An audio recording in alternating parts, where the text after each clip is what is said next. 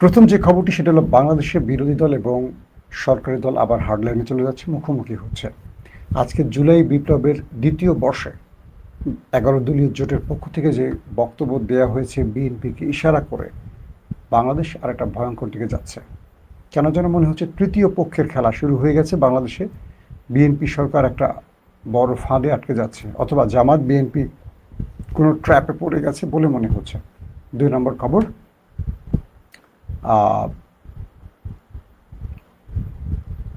Iran মধ্যপ্রাচ্য থেকে কিংবা হরমুজ প্রণালী থেকে এবার আউট করে দিল আমেরিকাকে। অসাধারণ এক চালে আমেরিকাকে পুরো ব্যর্থ করে দিল ইরান। পাশাপাশি হুতিরা এবার জোরে সোরে আবারও সৌদি তেলের ট্যাঙ্কারে হামলা করেছে। বেশ কিছু খবর আজকের আলোচনায় রাখবো। প্রথমে আমি মধ্যপ্রাচ্যের খবরগুলো দিয়ে চলে যাব আপনাদের কাছে, অর্থাৎ বাংলাদেশের খবর প্রসঙ্গে।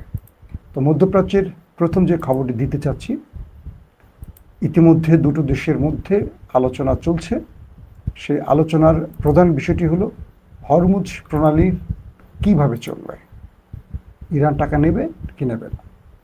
তো কিছু গণমাধ্যম কি বলছে, ইরানের রাষ্ট্রীয় সম্প্রচার মাধ্যম IRIB একটি নির্ভরযোগ্য সূত্রের বরাত দিয়ে জানিয়েছে যে হরমুজ প্রণালী নিয়ে ইরান ও ওমানের মধ্যে চলমান আলোচনার সঙ্গে যুক্তরাষ্ট্রের কোনো সম্পর্ক নেই। এখানে মূল খেলাটা কি আমি একটু পরে বিস্তারিত বলবো। অসাধারণ একটা খেলা খেলছে ইরান, সেটার ইঙ্গিত দিয়ে গেলাম।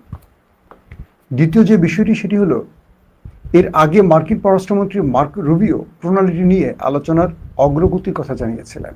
অন্যদিকে মার্কিন অর্থমন্ত্রী স্কট ব্রেসেন্ট ইঙ্গিত দিয়েছেন যে আজ বা কালকের মধ্যে একটি চুক্তি হতে পারে। পাশাপাশি হুতিরা দাবি করেছে তারা উত্তর লোহিত সাগরে ওয়াফা নামের একটি সৌদি তেলের ট্যাঙ্কারে ব্যালিস্টিক ক্ষেপণাস্ত্র দিয়ে হামলা চালিয়েছে। আসেন এবার আপনাদের কয়েকটা খবরের বিশ্লেষণ আগে একটু তুলে ধরার চেষ্টা করি। আমেরিকার মূল কৌশলটা কি ছিল? আমেরিকা এখান থেকে ইরানকে হটিয়ে নিজেরা দায়িত্ব নেবে, নিয়ে এই অঞ্চল দিয়ে বিলিয়ন বিলিয়ন ডলার তারা কামাই করবে। ট্রাম্প সেই ঘোষণাটা দিয়েছিল যে এই অঞ্চলে আমেরিকা নিরাপত্তা দিবে সব জাহাজকে, বিনিময়ে প্রতিটি জাহাজ 20% টাকা বা টোল দিয়ে যাবে আমেরিকাকে।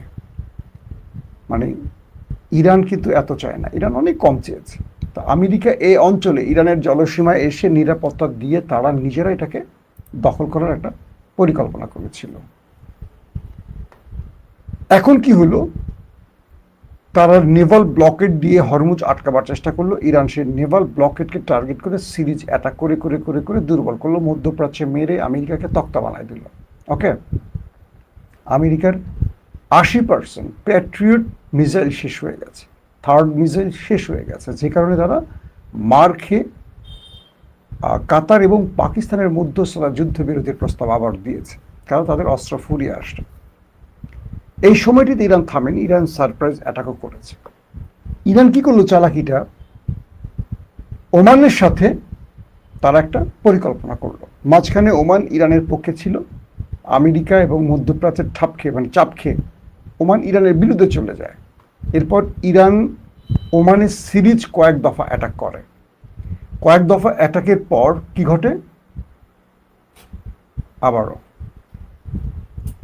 তো কয়েক দফা অ্যাটাকের পর ওমান সোজা হয়ে যায় ভয়ে।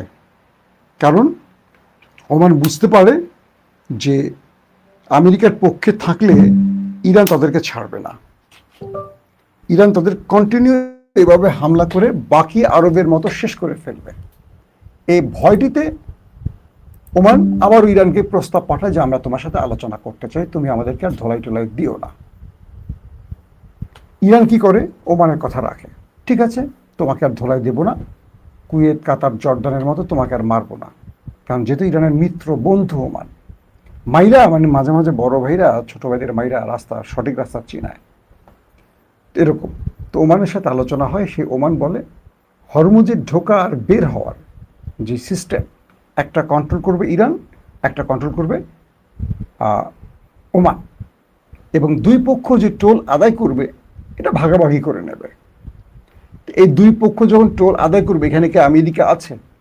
যখন আমেরিকা হরমুজ নিয়ে পোদ্দারি করতে আসছে, মাস্তানি করতে আসছে, বেশি ভাব দেখাইতে আসছে, ইরান ওমানকে ভাজে এনে এমন একটা চুক্তি করে ফেললো যে চুক্তির ফলে হরমুজে বা ওমান সাগরে আমেরিকার আর কোনো খানা নাই, আউট হয়ে গেছে পুরা।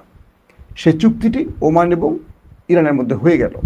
এটা কালকের এবং আজকের ব্রেকিং খবর। কালকে আমি খবরটা আপনাদের দিয়েছিলাম, আজকে আরেকটু আপডেট হলো। এখন ইরান বলছে আমেরিকাকে, তুমি কে? তুমি এই অঞ্চলে আমার সাথে আলোচনা করবা, কথা বলবা, চুক্তি করবা? তুমি কে? তুমি কি আমার স্টেক হোল্ডার? তুমি কি আমার প্রতিবেশী? তুমি কি আমার সাগরের অর্ধেক মালিক? না, তুমি 10,000 মাইল দূরে, ভাগো। তোমার এখানে কি কাজ? কোনো কাজ নাই, তুমি তো আসলে মাস্তানি করতে। তুমি যদি মাস্তানো, আমি মাস্তানের আব্বা। তো তুমি দেখছো না মধ্যপ্রাচ্যে তোমাকে মাইর আমি সোজা করছি, তুমি তো আমার দেশকে এটা করবা সেটা করবা বহুত হুমকি দিচ্ছ, আবার তুমি পা ধরে সিজফায়ার করছো। ওকে, এখন হরমুজ ওমান সাগরের যেই জাহাজ আসা যাওয়া নিয়ে সমস্যা তৈরি হয়েছে, আমরা সমাধান করে ফেলছি নিজেরা। আমি আর ওমান সিদ্ধান্ত নিয়ে নিয়েছি, যাওয়া এবং আসা আমার মধ্য দিয়ে, ওমানের মধ্য দিয়ে। আমরা পুরো দুটো দেশ এই প্রণালীটির ব্যবহারের যে পরিধি, সিস্টেম, নিয়ম কানুন পৃথিবীকে জানিয়ে দিয়েছে। এখন প্রথম 60 দিন আমরা কোনো পরিষেবা নেব না। এটার নিরাপত্তা সহ যে কাজগুলো এখন ওমান আর ইরান করবে, এটার জন্য খরচ যাবে, সেই পরিষেবাটা আমরা এখন 60 দিন নেব না। 60 দিন পর থেকে এই অঞ্চলে পরিষেবা গ্রহণ করা শুরু হবে, এবং যেই পরিষেবাটা আসবে এটা ইরান এবং ওমান নেবে। তুমি আমেরিকা চলে যাও। এখন আমেরিকা কি করবে? আমেরিকা একটা পুরো মাইনকা চিপায় পড়ে গেছে, কারণ ওমান এবং ইরানের এই খেলায় আমেরিকার আর কোনো খানা নেই। বিষয়টা বোঝেন নেই? বিএনপি, জামাত, তারা চুক্তি করে নিল, সরকারি দল, বিরোধী দল, যে এখন থেকে রাষ্ট্র পরিচালনায় আমরা এইভাবেই কাজগুলো করব। আওয়ামী লীগের আর খানা আছে এই মুহূর্তে নাই। তো আমেরিকা আওয়ামী লীগ হয়ে ঢুকছিল, এখন যদি বিএনপি জামাত আন্ডারস্ট্যান্ডিং করে নেয়, ধরেন তারা করেই রাখছে মোটামুটি, আওয়ামী লীগের কোনো অবস্থা আছে, কোনো কথা আছে আওয়ামী লীগ রাজনীতিতে কোনো বিষয়, ফ্যাক্টর এখন কিচ্ছু না। তো ইরান এমন একটি চাল দিল, ওমানকে নিয়ে আমেরিকা আউট হয়ে গেল, এই অঞ্চলে তাদের আর কোনো খানা থাকলো না। আসেন, এদিকে লোহিত সাগরে সৌদির তেল ট্যাঙ্কারে ব্যালিস্টিক ক্ষেপণাস্ত্র হামলার দায় স্বীকার করেছে এবার ইয়েমেনের হুতিরা। তারা জানিয়েছে ইয়ানবুর কাছে সৌদি ট্যাঙ্কার ওয়াফা আক্রান্ত হয়েছে, যার ফলে 22 জুলাই থেকে লক্ষ্যবস্তু হওয়া ট্যাঙ্কারের সংখ্যা বেড়ে 8 দাঁড়িয়েছে। অর্থাৎ সৌদির 8টি ট্যাঙ্কারে হুতিরা সফল অ্যাটাক চালিয়েছে। ইয়েমেনের হুতি গোষ্ঠী আজ দাবি করেছে তারা ইয়ানবু উপকূলের কাছে উত্তর লোহিত সাগরে সৌদি তেল ট্যাঙ্কার ওয়াফাকে একাধিক ব্যালিস্টিক ক্ষেপণাস্ত্র দিয়ে হামলা চালিয়েছে। গোষ্ঠীটির সামরিক মুখপাত্র ইয়াহিয়া সারি এক্সে দিয়ে এক বিবৃতিতে বলেছেন যে ক্ষেপণাস্ত্রগুলো ট্যাঙ্কারটিতে সঠিকভাবে আঘাত হেনেছে। তিনি বলেন, এই হামলাটি ছিল সৌদি আরবের বিরুদ্ধে গোষ্ঠীটির তথাকথিত সামুদ্রিক অবরোধ ও অবরোধের বদলে অবরোধ কৌশলের অংশ। ইয়াহিয়া সারি বলেন, এই হামলার ফলে 22 জুলাই অবরোধ শুরু হওয়ার পর থেকে গোষ্ঠীটির লক্ষ্যবস্তুতে পরিণত হওয়া সৌদির তেল ট্যাঙ্কারের সংখ্যা দাঁড়ালো 8-এ। বুঝতে পারছেন? তিনি আরও বলেন যে 29টি সৌদি তেল ট্যাঙ্কারকে লোহিত সাগর ও আরব সাগর দিয়ে যেতে বাধা দেওয়া হয়েছে। তিনি বলেন, বাব আল মান্দাব প্রণালী থেকে গোষ্ঠীটি তথাকথিত অবরোধ আরোপে সফল হওয়ার পর তাদের তেল ট্যাঙ্কারগুলোকে উত্তর লোহিত সাগরের দিকে ঘুরিয়ে দিয়েছে। এবং তিনি বলেন, ফলাফল যাই হোক না কেন, দলটি মানে বিদ্রোহী হুতিরা সামুদ্রিক প্রবেশ পথ বন্ধ করতে এবং সৌদির তেল ট্যাঙ্কারগুলো চলাচল আটকাতে উত্তর লোহিত সাগরে হামলা অব্যাহত রাখবে এবং আরও তীব্র করবে। এখন পর্যন্ত সৌদির পক্ষ থেকে কোনো বক্তব্য আসেনি। আপনারা মোটামুটি আজকের মধ্যপ্রাচ্যের ব্রেকিং সংবাদগুলো পেয়ে গেছেন। এখনও হুতিরা ধোলাই খাচ্ছে, হুতিদের হাতে ধোলাই খাচ্ছে সৌদি আরব। পাশাপাশি আমেরিকা মানে ইরানের কাছে তার বড় একটা পরাজয় ঘটে গেছে। আরও অনেকগুলো খবর ছিল, রাতে দেব। এখন আসি বাংলাদেশ প্রসঙ্গে। আপনাদের প্রথমে একটু বিরক্ত করে ফেলছিলাম না, সিস্টেমে একটু প্রবলেম হওয়ার কারণে। আজকে বায়তুল মুকাররমের উত্তর গেটে বোধ হয়, জুলাইয়ের দ্বিতীয় বর্ষ পালন করছে 11 দলীয় জোট। সেই 11 দলীয় জোটের প্রোগ্রামে মোটামুটি 11 দলের সব নেতারা আসছেন। জামাতের আমির ডক্টর শফিক, আক্তার হোসেন, নাসিরউদ্দিন পাটোয়ারি, মামুনুল হক সহ সব পক্ষের বক্তব্য আসে। এর মধ্যে আমার 3 জনের বক্তব্য খুব অ্যাগ্রেসিভ লেগেছে, মামুনুল হক এবং নাসিরউদ্দিন পাটোয়ারি। আর জামাতের আমিরের বক্তব্যটি খুব কৌশলী, অ্যাগ্রেসিভ এবং থ্রেট, 3টি মনে হয়েছে আমার। তিনি বলছেন, ডক্টর শফিক বলছেন যে আপনারা কার ইশারা, তারেক রহমানকে বলছেন যে আপনারা কার ইশারায় জাতিকে দেয়া ওয়াদা ভঙ্গ করছেন। অর্থাৎ তিনি বলছেন যে একজন মায়ের দুটো যমজ সন্তান, একই চেহারা, একই দিন হয়েছে, সব এক, কিন্তু মা একজনকে কখনো দুধ দেয় না, মা দুজনকে দুধ দেয়। একই সঙ্গে ভোট হয়েছে, একই সাথে সিল হয়েছে, আপনি সংসদে বসেছেন, প্রধানমন্ত্রী হয়েছেন, দেশ চালাচ্ছেন, সরকারে বসছেন, কিন্তু একই সঙ্গে 70% মানুষের যে ভোট পড়েছে গণভোটের পক্ষে, সেটাকে আপনি অবজ্ঞা করছেন, সেটাকে মানছেন না। এভাবে চলবে না।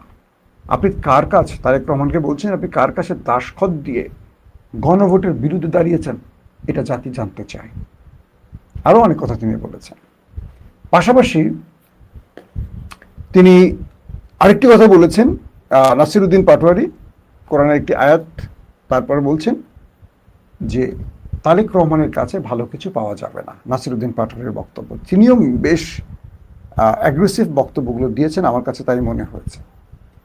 এবং তিনি আরও বলেছেন যে জুলাই বিপ্লবীরা ঘরে ফিরে যায়, জুলাইয়ের জন্য 2000 রক্ত দিয়েছে বা 1400 রক্ত দিয়েছে, প্রয়োজনে আরও রক্ত দেবে, 2800 রক্ত দেবে, কিন্তু তারেক রহমান তাকে ক্ষমতা থেকে সরানো হবে, এরকম হুমকিও তারা দিয়েছে।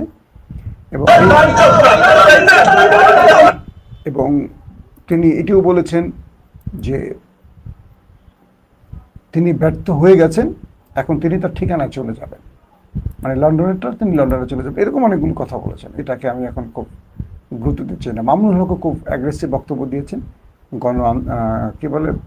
গণভোটের রায় বাস্তবায়নের বিষয়। এখন একটি বিষয় নতুন করে আসছে যে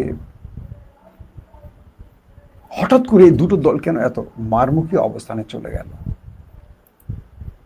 কয়েকটি সূত্র দাবি করছে যে রাজনীতিতে কিছু কঠিন বাস্তবতাকে সামনে হাজির করার জন্য মূলত তৃতীয় পক্ষ স্বগোত্রীয়দের মধ্যে বা জুলাইয়ের অংশীজনদের মধ্যে একটা বড় প্ল্যান কাজ, মানে বাস্তবায়নে কাজ করছে।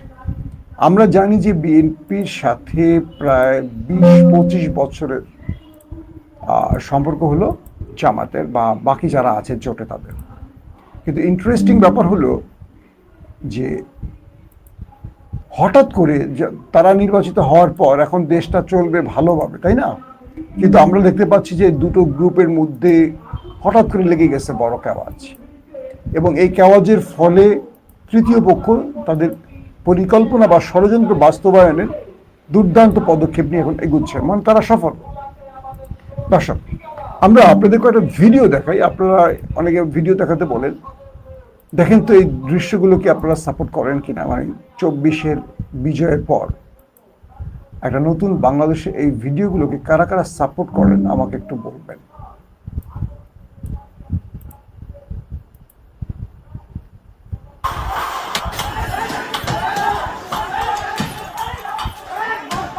দেখেন, আলিয়া মাদ্রাসাকে ভাঙচুর করছে এরা কারা আসে?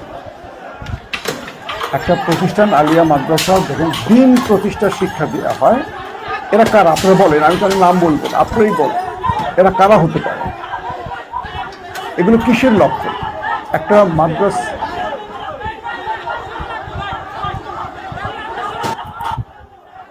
আমাকে বলেন একটা দিনী প্রতিষ্ঠানে এভাবে হামলা কারা করতে পারে? এই চেহারাগুলো দেখে কাদের মনে হচ্ছে এই টোকাইগুলো কোত্থেকে আসছে বলে ধারণা করছেন, এবং এই রাষ্ট্রকে তারা কোথায় নিতে চাচ্ছে? আপনারা ফুটেজগুলো দেখেছেন, মোটামুটি বুঝতে পেরেছেন। আমি আরেকটা ফুটেজ আপনাদের দেখাতে চাই যে এগুলো আসলে দেশকে কোথায় নিয়ে যাওয়ার ষড়যন্ত্রের অংশ হতে পারে, আমার মাথায় আসলে কাজ করছে না। যে আমরা আসলে কোন দিকে যাচ্ছি বা আমাদের সামনের দিনগুলো কত ভয়ঙ্কর হতে পারে। আসেন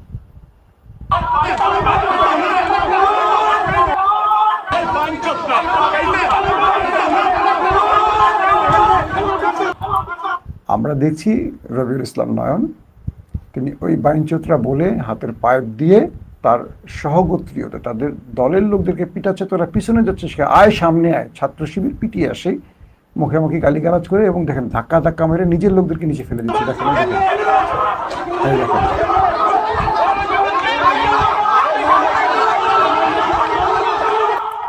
আমার একটা প্রশ্ন, রবিউল ইসলাম নয়ন হেলমেট পরে তিনি কি বিএনপির মধ্যে ছাত্রলীগের হেলমেট ইমেজটাকে ঢোকাতে চাইলেন?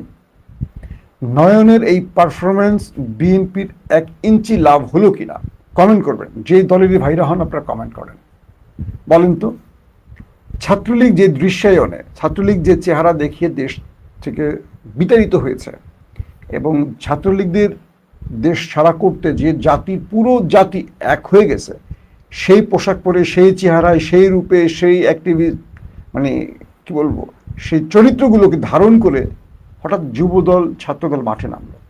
এটা কি বিএনপির জন্য লাভের, কল্যাণের, মঙ্গলের? এই কথাগুলো বললে এখন বিএনপির 3 নম্বর কাতারের মূর্খ গণ্ড ছাগল পাগলগুলো বলবে আপনি তো বিএনপির বিরুদ্ধে বলছেন। না, বিএনপির পক্ষে বলছে। গর্ধব, তোর মস্তিষ্কে যদি মাল থাকে, গোবর না থেকে তুই বুঝবি। আওয়ামী লীগ যা করে পচে গেছে, আওয়ামী লীগ যা করে দেশ ছাড়া হয়েছে, সেই কাজগুলো যদি বিএনপি করে এটা বিএনপির জন্য লাভের। যারা ক্ষমতায় আছে, যারা এখন শান্তি মানে একটা বিরাজ করবে, সুশাসন তৈরি করবে, মানুষের মধ্যে আস্থা তৈরি করবে এবং তারা 5 বছর পর আরো 5 বছর, তারপর আরো 5 বছর, এইভাবে একটা লং টাইম ক্ষমতা থাকবে, সেই দলটা যদি 5 মাসের মধ্যে এই পরিস্থিতি তৈরি করে, মানুষের আস্থা কোথায় যাবে? বাংলাদেশের মিডিয়া কি বলে এখন মানুষ আর ধর্তব্যে নেয় না, গোনেই না। প্রতিটা বিষয় সোশ্যাল মিডিয়ায় চলে আসে। নয়ন কি গালি দিল, কি করলো, কোন ভাষায় করলো, কোথায় মারলো, কি করলো, এভরিথিং সোশ্যাল মিডিয়া আসেনি। এখন বিএনপি যদি মনে করে যে তাদের দৈনিক দিনকাল যে পত্রিকাটি 1 কপি বিক্রি হয় না, এটা দিয়ে তারা দেশ স্বাধীন করে ফেলবে, বা তারা তাদের শক্তি দেখিয়ে 71 TV, 72 TV, 74 TV, 76 TV, 52 TV, 47 TV দিয়ে দেশ কন্ট্রোল করবে, ইম্পসিবল। বাংলাদেশের সব টেলিভিশন বন্ধ হয়ে গিয়েছিল হাসিনা পতনের সময়, কোনো টিভির উপর নির্ভর করে দেশ স্বাধীন হয়নি। বাংলাদেশের মানুষ ইন্টারনেট বন্ধের পর থেমে থাকেনি। বিষয়টা হলো সোশ্যাল মিডিয়ার যুগে টিভি তো দেখেন, আমি তো কয়েক মাস টিভি দেখি না। বিশ্বকাপ খেলা যেদিন আমার পছন্দের দল খেলে সেদিন একটু টিভি দেখছি, জীবনে বহুদিন পর। যে মানুষ 25-26 বছর টেলিভিশনে চাকরি করছে সেটাই মানুষ আমি টিভি দেখি না। তো বাকি মানুষ টিভি দেখে এই সোশ্যাল মিডিয়ার যুগে? তো টিভি টক শো, টিভির সংবাদ কেউ দেখে? তো টিভি আলাদাকে প্রচুর বিজ্ঞাপন দিয়ে টাকা দিয়ে আপনি কিনে ফেলতে পারবেন, টিভি কোনো ভূমিকা রাখে না। কারণ শেখ হাসিনা এই টেলিভিশনগুলো সব কিনে ফেলছিল। এই টেলিভিশনগুলো ছাত্র আন্দোলন বন্ধ করতে পারেনি। সব টেলিভিশন ছাত্রদের বিপক্ষে ন্যারেটিভ তৈরি করছে, হাসিনার পক্ষে ন্যারেটিভ তৈরি করছে, কিন্তু মানুষ রাস্তায় নেমে হাসিনাকে বিদায় করেছে। তার মানে এই মিডিয়ার কোনো ভ্যালু নেই বাংলাদেশে, মানে না মানেন। কারণ বাংলাদেশের মানুষ জানে এই মিডিয়া করাপ্টেড হয়ে গেছে, মিডিয়া 2 নম্বর হয়ে গেছে, ক্ষমতাসীনদের পক্ষের মিডিয়া হয়ে গেছে। সো এই মিডিয়ার কোনো ভ্যালু বাংলাদেশে নাই। আসেন, এই দৃশ্যগুলো কি প্রমাণ করে? নয়ন বিএনপিকে ডোবালো হেলমেটটা পরে। যে ছাত্রলীগ হেলমেট লীগ ছিল, এখন হেলমেট দল বানালো না নয়ন? যেই 15 বছর ধরে আমরা যাদেরকে হেলমেট লীগ, চাপাতে লীগ, এই লীগ সেই লীগ বলছি, দেখেন শেষ পর্যন্ত বিএনপিকে কারা ডোবাচ্ছে। এই পেশি শক্তির রাজনীতি 26 এসে চলবে? আমার খুব দুঃখ লাগে। এই দলটা এত নির্যাতিত, এত সাফার করা, আর এই দলটার মধ্যে এই আগাছাগুলো, সন্ত্রাসীগুলো এবং বিবেক বুদ্ধিহীন গর্ধব মাথার পলিটিশিয়ানগুলো নিজেকে জাহির করার জন্য, নিজের একটা পদের জন্য এরা এই কাজগুলো করে দলটাকে পচাচ্ছে। বাংলাদেশের প্রত্যেকটা মানুষের হাতে স্মার্টফোন, তাদের কথা শোনেন। ঘরের গৃহিণীরা কি বলে, বাচ্চারা কি বলে, স্কুল ছাত্ররা কি বলে, যারা পলিটিক্স করে না, বিএনপিকে ছিছি করতেছে। আমি খুব বিনয়ের সাথে বলবো, এইসব নয়নদের দল থেকে বহিষ্কার করেন। এরা দলের জন্য সম্পদ নয়, বোঝা। এরা নিজের আখের গোছাতে এগুলো করে। মাঝখান থেকে দল মাসুল দেয়। ছাত্রলীগ মাঠে নামার পর আন্দোলন জোরালো হয়েছে না, মনে আছে? 24শে জুলাইয়ের কথা বলছি। আপনি যখন পেটোয়া বাহিনী নামাবেন, আপনি যখন সন্ত্রাসী বাহিনী নামাবেন, আন্দোলন তীব্র হবে। এই দেশ এখন পর্যন্ত তারেক রহমানের কন্ট্রোলে আছে, কারণ বিরোধী দল তারেক রহমানকে হটানোর আন্দোলনের নামেনি। কিন্তু আজকে জুলাই দ্বিতীয় বর্ষে তারা যে বক্তব্যগুলো দিয়েছে, খুব ভয়ঙ্কর বক্তব্য দিয়েছে। তার মানে তারা বলছে যে আমরা তারেক রহমানকে ছাড় দেবো না, তার পতনে এখন আমরা মাঠে নামবো। এই ঘোষণার মানে কি? তারেক রহমানকে জানেন না? তিনি 212, 15, 20 যতগুলি আসন পেয়েছেন, কিভাবে পেয়েছেন? কিভাবে জামাতের আসন কেটে এখানে যুক্ত করা হয়েছে, এস্টাবলিশমেন্ট কি করছে, এটা কে জানে না? আমি মিডিয়া কর্মী, আমি জানি, আমার জনগণ জানে, কে জানে না? আমার মনে হচ্ছে হিসাবে আমরা ভুল করছি। তৃতীয় পক্ষ যেভাবে খেলতে চাচ্ছে, বিএনপি জামাত সেই ফাঁদে পড়ে গেছে। তাহলে দায়িত্ব কার বেশি, জামাতে না বিএনপির? অবশ্যই বিএনপি। তারা সরকারে আছে। জগন্নাথে, রোকেয়ায়, ঢাকা আলিয়ায়, ঢাকা কলেজে যা ঘটছে, আগামীতে আরো কয়েকটা জায়গায় ঘটবে।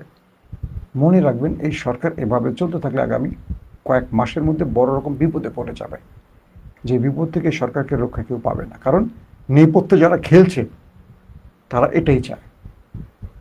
সো আমি চাই জুলাইয়ের অংশীজনরা এক হয়ে যান। গত 20-25 বছর বিএনপি জামাত যেভাবে আপন ভাইয়ের মতো ছিলেন, বুকের সাথে বুক লাগিয়ে, হাত ধরে একসাথে রক্ত দিয়েছেন, একসাথে মার খেয়েছেন, একসাথে বৃষ্টিতে ভিজেছেন, একসাথে জেল খেটেছেন, এই একসাথে আমার দেশটা গড়েন। আবার একসাথে দেশটা গড়েন। দেশটা আপনারা গড়তে পারলে জনগণ চয়েস করে নেবে। আপনাদের টেলিভিশন টকশোতে রাশেদের বক্তব্য কেউ শোনে না, নুরুল হকের বক্তব্য কেউ শোনে না, শাহেদ আলমের বক্তব্য কেউ শোনে না, ডক্টর জাহিদের বক্তব্য কেউ শোনে না। জনগণ চোখে দেখে, এখন বক্তব্য শোনে না।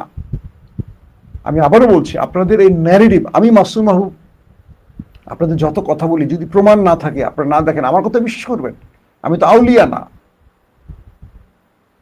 সো জনগণকে চোখে দেখার মতো ভালো কিছু করেন। যুবদল, ছাত্রদলকে ছাত্রলীগ, যুবলীগ হওয়া থেকে রক্ষা করেন। এই দলটা আমাদের ভালোবাসার। এই দলটাকে এভাবে শেষ করবেন না।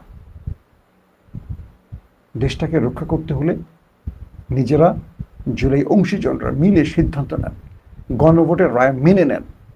এটার জন্য অনেক বড় মাসুল দিতে হতে পারে, কারণ বিএনপি আবার বিরোধী শিবিরে গেলে এই গণভোটের রায়গুলো বিএনপির প্রধান দাবি হবে। সরকারে বসলে বিএনপি কেন আওয়ামী লীগের আচরণ তাহলে করবে? যে দাবি বিএনপি এখন মানছে না, সেই দাবি তো আওয়ামী লীগও মানেনি। এখন আওয়ামী লীগকে জিজ্ঞেস করেন, আওয়ামী লীগ এই দাবিগুলো সব মানবে, কারণ তারা এখন বিরোধী শিবিরে বা ক্ষমতায় নেই। এখন বিএনপি একটাও মানতে রাজি না। বিএনপি ক্ষমতা হারাক, বিএনপি বলবে, আবার মিছিল করবে, গণভোটের রায় বাস্তবায়ন করো। যারা নিজেরাই বাস্তবায়ন করেনি ক্ষমতা, তারা বিরোধী চেয়ারে গেলে করবে। ঠিক তত্ত্বাবধায়ক ইস্যুতে এই বিএনপি তত্ত্বাবধায়ক ইস্যু মানতে রাজি হয়নি। সেই বিএনপি তত্ত্বাবধায়ক ইস্যুর জন্য গত 15 বছর আন্দোলন করেছে, হাসিনা আর মানে নাই। এই দুটো দল ক্ষমতায় বসলে দাবি একটা করে, বিরোধী দলগুলোর দাবি একটা করে। এরা জনগণের দাবি নিয়ে, এরা ক্ষমতাকে স্থায়ী করার জন্য দাবি করে। এই দাবিগুলো জনগণের সাথে সম্পৃক্ত থাকে না, এবং মানুষ এদেরকে প্রতারক বা বেঈমান বা মির্জাফর হিসাবে চেনে। সো কালকে বিএনপিকে বিরোধী শিবিরে যেতে হবে, এটা মাথায় রেখে দাবিগুলো এখন বাস্তবায়ন করা উচিত। চিরস্থায়ী তো না কারো ক্ষমতা। আমি আবারও বলবো, তৃতীয় পক্ষকে, আমাদের শত্রুকে, দিল্লিকে, আমাদের এজেন্সি, কারো ফাঁদে পড়বেন না। রাষ্ট্রকে 5 মাসে একটা ভয়ঙ্কর দিকে নিয়ে যাচ্ছে। এখান থেকে সবাই সম্মিলিতভাবে দেশটাকে রক্ষা করেন। আল্লাহ হাফেজ।